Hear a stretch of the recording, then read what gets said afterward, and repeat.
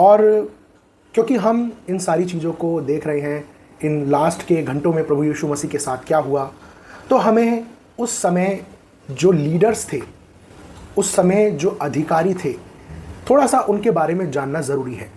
तभी हमें पता चलेगा कि ये सारी चीज़ें यहाँ पर क्यों हो रही हैं। बहुत बार बहुत सारे लोग कंफ्यूज होते हैं कि कैसर कौन है, हेरोदेस कौन है, पिलातुस कौन है। कभी प्रभु यीशु मसीह को पिलातुस के पास लेकर जाया जाता है, कभी हेरोदेस के पास लेकर जाया जाता है। तो इस तरीके से इनके बारे में थोड़ा सा जानना ज़रूरी है। तो मैं एक एक करके पहले इन तीनों के बारे में आपको बताना चाहूँगा, उसके बाद हम आगे बढ़ेंगे ताकि हम पूरे अच्छे तरीके से समझ सके कि यहाँ पर हो क्या रहा है और किसके सामने ये सारी चीज़ें हो रही हैं।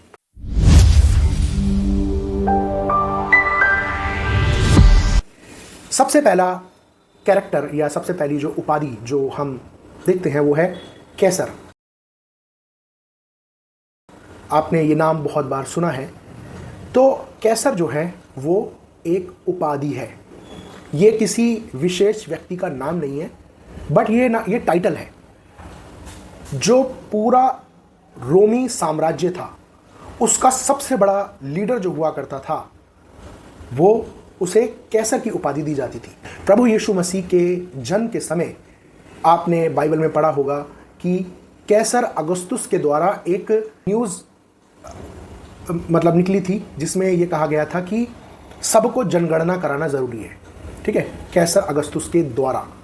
तो जो कैसर है वो कोई भी व्यक्ति हो सकता है। उस समय में कैसर अगस्तुस था, उसके बाद कैसर तिबेरियस करके एक व्यक्ति हुआ, लेकिन ये एक टाइटल है।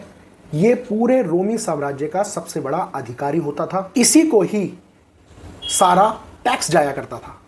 ठीक है, तो जब ये बात आती है कि कैसर को कर देना चाहिए या नहीं, तो इसी व्यक्ति के बारे में बात हो रही है जिसके पास ये उपाधि होती थी। सबसे बड़ी जो अधिकारियों में कैसर हुआ करता था। ठीक है, पूरे रोमी साम्राज्य का सबसे बड़ा अधिकारी।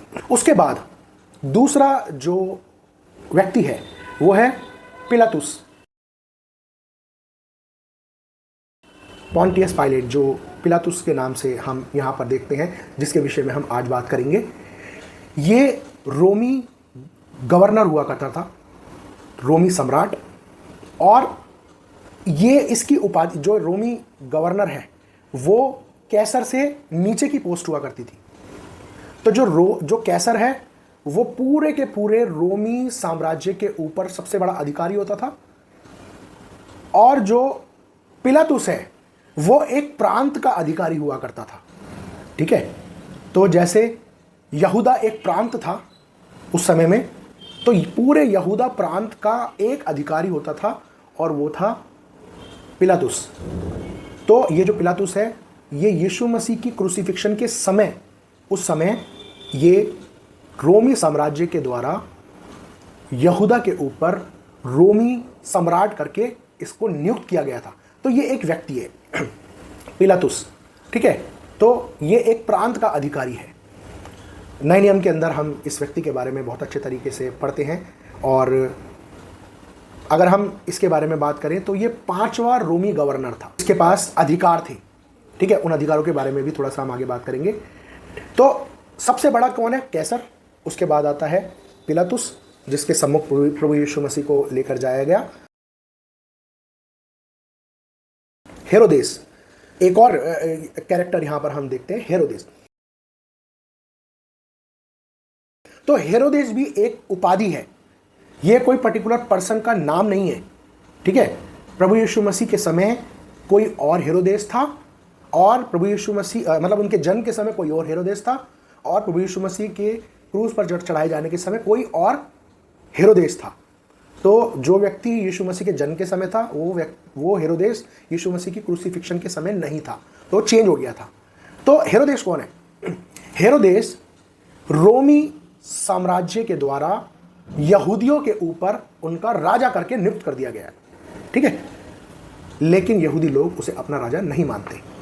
तो जब यीशु मसीह का जन्म हुआ तो हेरोदेस यहूदियों का राजा था, लेकिन यहूदी लोग उसे अपना राजा नहीं मानते थे। वो तो अपने राजा का इंतजार कर रहे थे। जब उसे पता चला कि यहूदियों के राजा का जन्म हुआ है तो वो घबरा गया, क्योंकि वो था ना उस समय यहूदियों का राजा। तो इसलिए ये रोमी साम्राज्य के द्वारा यहूदियों के ऊपर ज़बरदस्ती नियुक्त किया गया था।